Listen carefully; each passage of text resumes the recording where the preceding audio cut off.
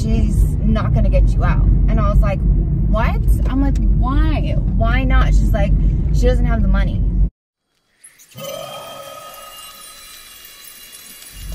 Hey everybody, how's everybody doing? I hope well, healthy, and safe. So, if you are new here, hello. I am Christina. I'm a little bit crazy. I have conversations about daily life, my opinion, and anything in between. I'm an adult. I'm hoping you're an adult. So there may be some adult language, putting that out there. And basically, I live in Mexico and I cross the border to go to work. I'm on my way to the border right now. For those of you who are returning, thanks guys for coming back. Totally appreciate you, totally love you all. And this video is gonna be a story time. I love my story times because I feel like they're like more personal, you know? So this one's gonna be my first night in jail. Yes, I have been to jail. I've been to jail multiple times, actually. But I only spent one night in jail, you guys, if you can believe it or not. One night in jail. So that's what the story's gonna be. Let's get started. 19 years old, and I was recently pulled over, and I was driving without a valid driver's license. So the vehicle I was driving was towed, and I was given a citation. That citation was mandatory for me to appear in court for driving on a suspended license. At the time that my court appearance was scheduled, it was my dad's wedding. Now, I was in Arizona. My dad lives in Northern California, Sacramento area. It's not like I could just go one day after the court appearance. I had to go out of town. It's my dad's wedding. Like, I'm not gonna miss my dad's wedding. I was in the wedding, like I was a bridesmaid, you know what I mean? So it's not something that I could miss for a court date, you know, especially driving on suspended license. It's not like I murdered somebody or was like in a whole bunch of trouble. I didn't go. I went to my dad's wedding, and I was out of town for like a week, I'd say, maybe 4 days. I'll say 4 days. I don't remember exactly. You guys, my memory is kind of hazy back then. I have some things that are like clear as day, and I have some things that I'm like, what happened? So thank the drugs for that. But I was on drugs at this time, yes. And I was using coke. Basically, I knew when I got home I was gonna have to deal with this court date, right? First thing I did when I got home was get high. And then the next morning, I decided to go ahead and go to court and just get it taken care of, right?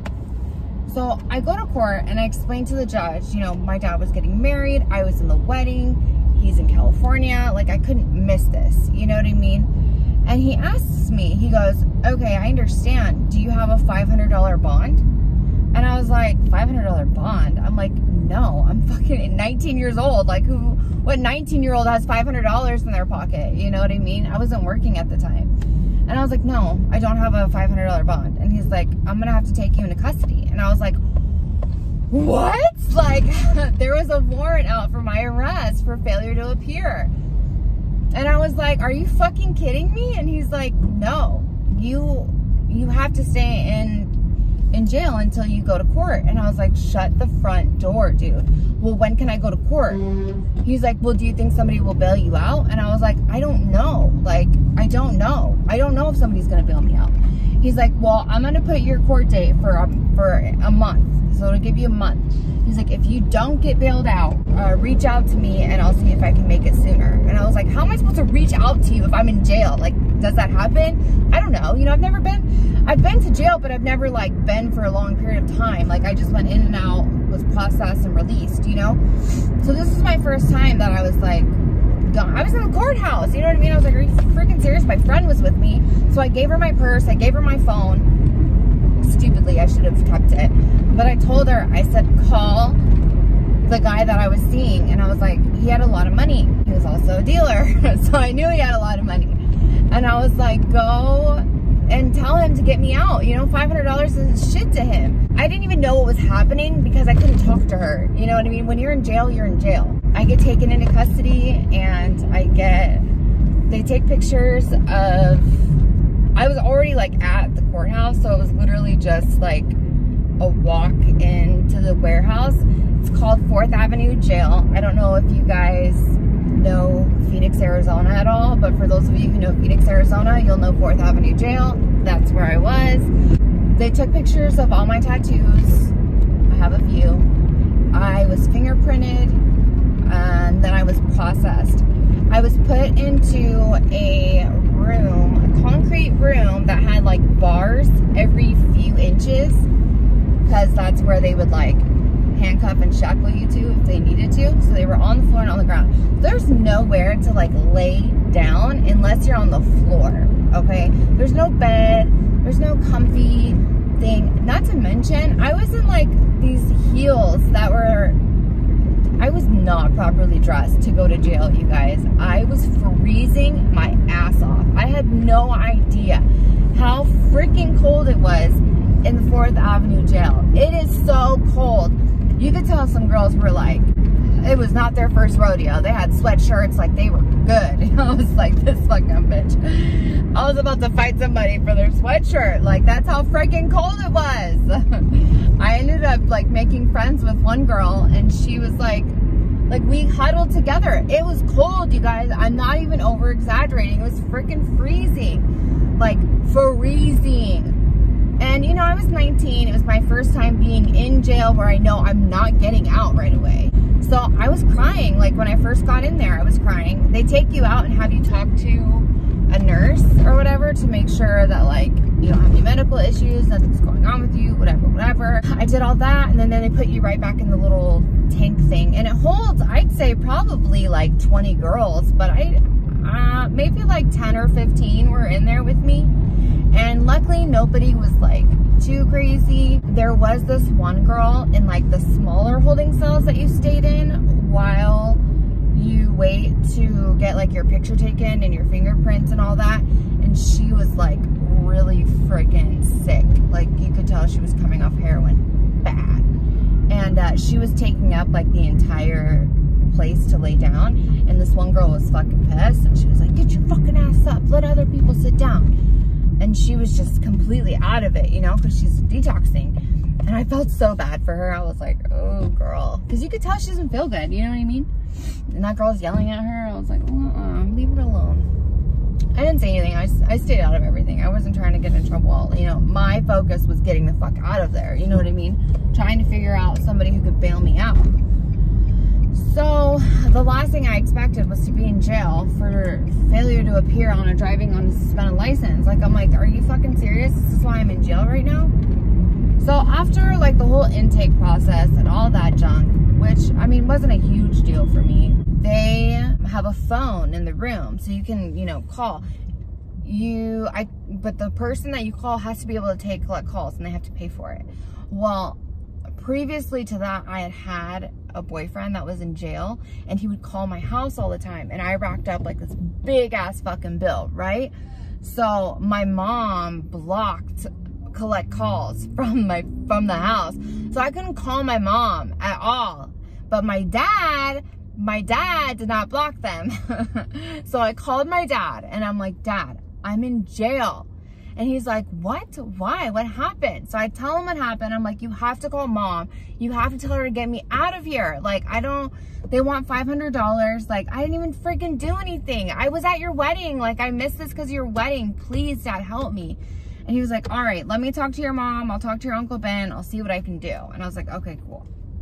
My Uncle Ben is also comfy with money. So he was gonna, you know, try and figure something out. So, you know, hours pass by, I'm freaking freezing. I'm like making conversations with people, like just trying to stay busy, I guess. And then like at the time, like I'm a smoker, I smoke cigarettes. So not smoking a cigarette, dude, your anxiety is, I felt like my chest was closing in, like I couldn't breathe. And then I'm crying already because I'm already freaking out that I'm not gonna get out for a month.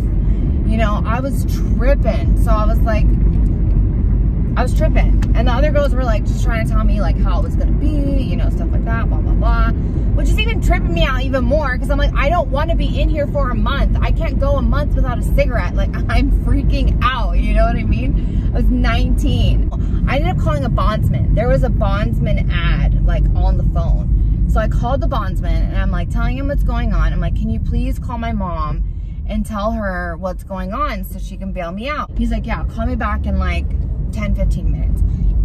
Let me just tell you, you don't know what fucking time it is, okay? There's no clock. There's no nothing, okay? They don't tell you what time it is. So I like just guesstimated what 10, 15 minutes was, and I called back and I was like, you know, did you talk to my mom? And he was like, I did. And she's not gonna get you out. And I was like, what? I'm like, why? Why not? She's like, she doesn't have the money. My mom doesn't have $500. I was like, bullshit, dude. She's fucking lying. I was like, that's fucked up. So I'm like, all right, well, thank you for helping. So I call my dad back and I'm like, Dad, what is going on? Can you get me out? And he's like, I can't, but I'm talking to your mom right now, so let me call you back. I was like, you can call me back, Dad. I'll call you back. And he's like, okay. I remember saying that. So, you know, I let another like hour or so go by and I call back and I'm like, Dad, please tell me you can get me out of here. I was like, tell Mom you'll pay her. I don't care. Please, Dad, just get me out of here. And then in the back of my mind, I'm thinking, I wonder if my friend went and got that guy to like, you know, like what happened, you know what I mean? Because we were kind of seeing each other and, you know, he was like all up on me and wanted me and all this stuff. And like I said, 500 wasn't shit to him. So I was like, okay, cool. You know, maybe he'll bail me out. I was still in there, man. I was still in there. And at this point, it had been like 10 hours, okay? And I was tripping. Finally, I call my dad back and he's like, all right, listen, your mom's going to bail you out, but she's not going to bail you out till the morning. She wants you to spend the night in there. She wants you to learn your lesson. So, you know, she's going to leave you in there. Like, you're going to have to learn a lesson. And I was like, I learned my lesson. I learned my lesson. I will never come back here. Like, just get me out. He's like, Christina, I've been talking to her for the past hour. There's nothing I can do. Like, just be happy that she's going to get you out in the morning. And I was like, oh my God. Like, no. I was tripping, you guys. So I'm like, well, fuck, what can I do? You know, I'm stuck here till the morning. But at least I knew I was going to get out in the morning, you know? At this point, I don't even know what time it was. Like, remember when I went in, it was in the morning. I was like at the courthouse at like 9 or 10 a.m. So, you know, I'd been in custody the whole fucking day, you know, for a full 24 hours. Well, at the end, it would have been a full 24 hours. It was horrible, you guys. But I do want to say I'm grateful that I wasn't put in a situation like where I was having to fight or, you know, get in more trouble, because that would have just made me get in more trouble. And I just wanted to get out of there. This was my first time staying in jail. I had been in jail before where they take pictures of your tattoo, they take your picture, they process you, and then you wait in the cell for like an hour and then they release you. Literally, that's all I've done. So, I mean, I didn't ever stay in there for a long period of time. The longest I was in there was like 4 hours. So it was a big deal to me staying in there.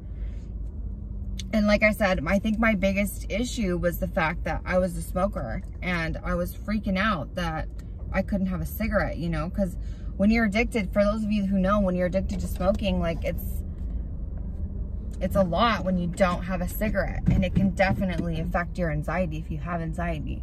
So, you know, it was stressful. I remember they gave us like these little plastic bags of food. I was so excited because I haven't eaten nothing. I didn't eat the day before because I was partying and I was all high on coke. You know, you don't eat when you're high. So I was starving, okay? So they give us these little bags, and I don't know if you guys know those little barrels of juice. Okay, so they gave us barrels of juice. They don't give you the good ones, the red, the whatever. They gave me a green one, which was fucking disgusting. Oh my gosh, it was so gross. I was like, this is so gross. I can't even drink this. And somebody else wanted it. Like I said, there were girls in there that had been in there for a while, but they had like needed to see the judge or something, or they were getting page 2. Page 2 means you get released for your first crime, but then you get cited for a second crime before you're even like released. So you just get put right back in, which is so fucked up, man. I think that shit is so fucked up. They should just do it for you right when you're already in there, instead of just saying, oh yeah, you're gonna get out. Psych. Like, that's so fucked up. But they call it a page 2. So for the girls that were in there like that, they already knew, you know, they were already starving. They already knew the food was fucking disgusting. So they were taking advantage of, you know, that stuff. But then I saw there was like a little plastic thing of peanut butter and a little plastic thing of jelly. And then you got like 2 pieces of bread. And I was like, bro, stop. So I'm starting to make myself my little peanut butter and jelly sandwich, right? You guys, I don't know where the fuck they get this bread from or where the fuck they get this peanut butter from, but it is so fucking gross. I was like, disgusted. Like, it was so gross, you guys. So gross. I couldn't eat it. I couldn't eat it. I was like, I don't know if anybody wants this. You guys are more than welcome to have it. I can't eat this. It's so gross. So, of course, people were all over that shit. They were like, yeah, I got it, blah, blah, blah. And then they also gave you a piece of fruit, a peach. And I was like, the one thing that I could eat. You can't fuck up a peach, man. Okay.